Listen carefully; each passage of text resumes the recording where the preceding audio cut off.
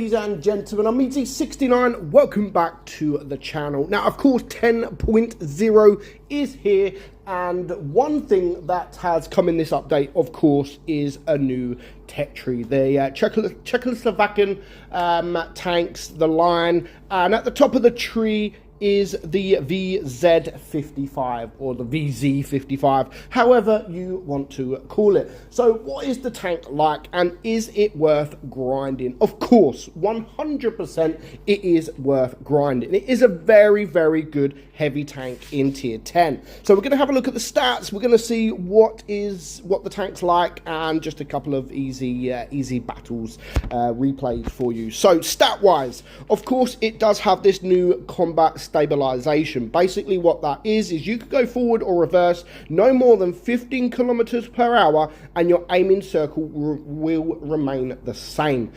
So yeah, I mean, that is good. I mean, it's not great for you aiming, but it is good for aiming, and more for if the enemy's aiming at you. So it'll be a lot more difficult for them to aim at your weak points. So that's basically all that is. So, I mean, I don't think it's something like massive, but I think, you know, it's something decent to have, especially as it will be the only tank, apart from the tier 9, to have this new mechanic. So, turret armor, you've got 270 millimeters of turret armor, so you do have a very, very strong armor profile, which we will see, because of course we're going to be in a game with another VZ55, so we'll be able to show you that armor profile in the battle. 196 on your hull as well, so not crazy amount of armor on your hull, and it is a lot easier to penetrate on your hull. It is quite easy to penetrate. So DPM wise, 2,596. Now I'm running this with the rammer because it has APCR. It's about 15 or 18 millimeters extra if you want to run it with the calibrated shells. But I just prefer the DPM. The DPM isn't crazy. It isn't crazy compared to some other heavies that have 3,000 to 3,500. So the DPM isn't crazy at all. 10.86 on your reload time. Your penetration 259 and 330. Again, that is with running the rammer. You could get that a little bit higher if you wanted to run calibrated shells. It's totally up to you. But it does have a nice alpha, 470 millimeters of alpha.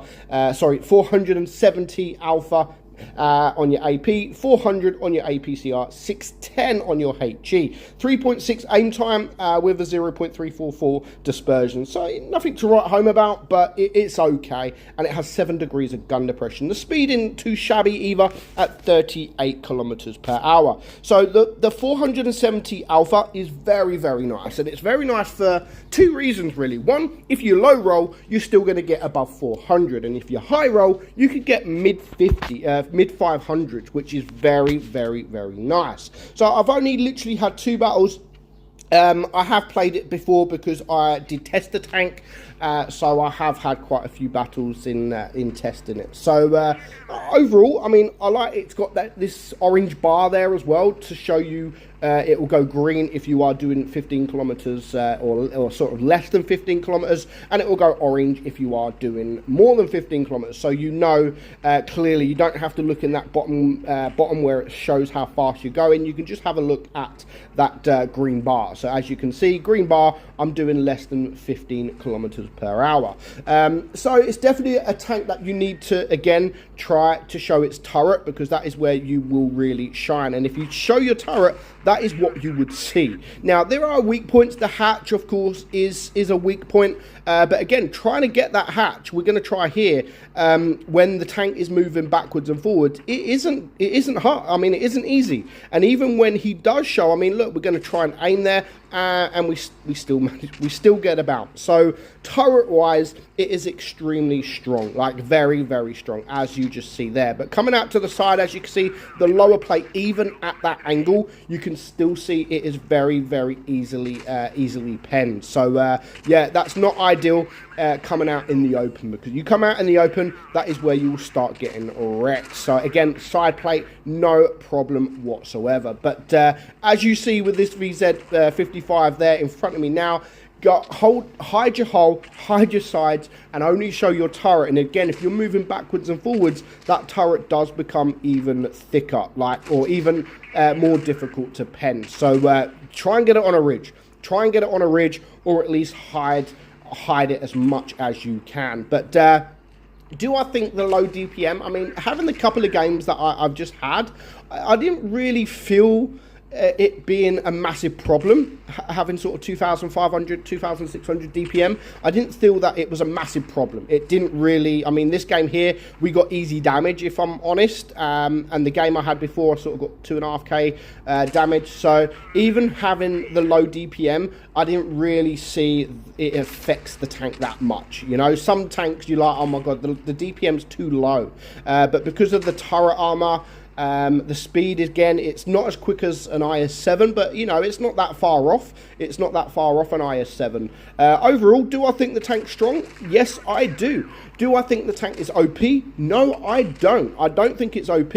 Of course, some people will say it's OP, but that's probably people coming up against the tank that is in a hold down position. Remember the days that people used to say the Badger was extremely OP, but it was only OP in certain positions, the same as the Concept 1B. The Concept 1B has an extremely strong turret. Put it in a hold down position, you can't penetrate it.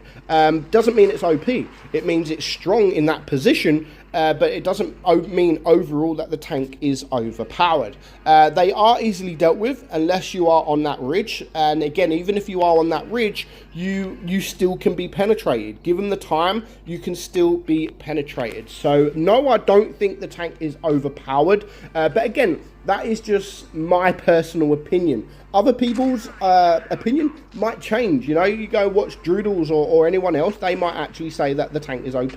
They might play it better than me. They'll probably put it in better situations. And of course, they might come up against other teams that are a lot easier. But I do like the alpha. The alpha on this, as you just see there, over 600 damage with your HE. The alpha for me is the best part of this tank, the high alpha. I mean, if you can get off, again, HE shots there, another 540 damage. Again, even with your standard AP, if you've got a max roll ready, then you can still do a very, very nice amount of damage. And again, if you low roll, you can still get above the 400, where other heavies, you low roll and you could do sort of 370, 360, some tanks even lower. But having that 470 alpha is very, very nice. And that's probably why I feel that the DPM is not a massive factor with this tank.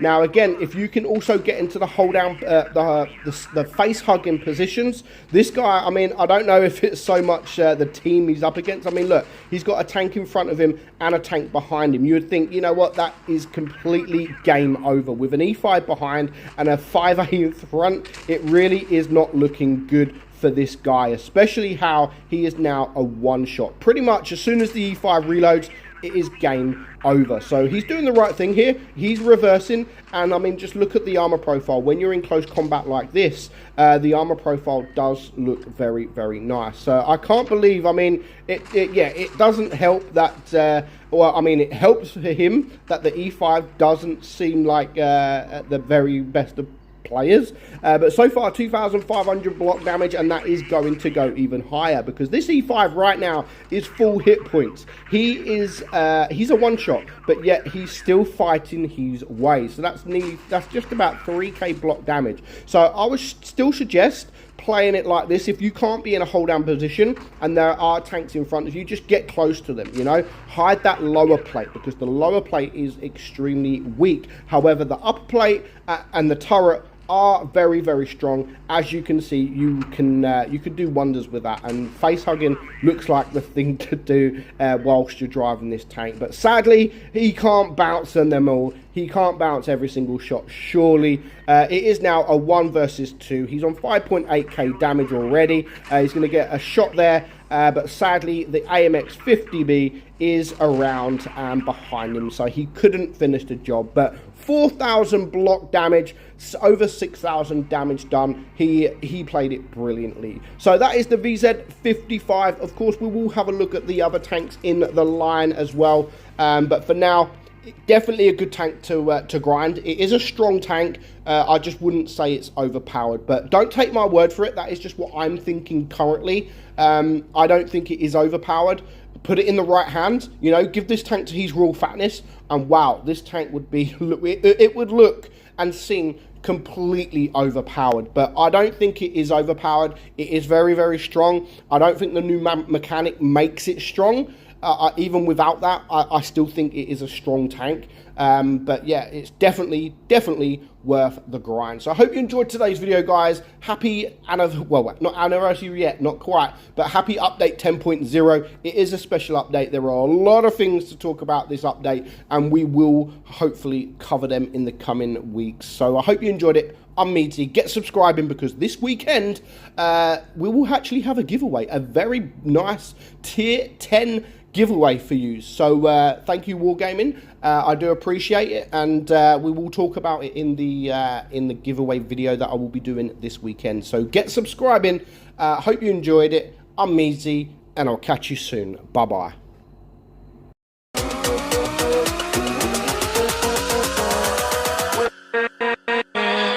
With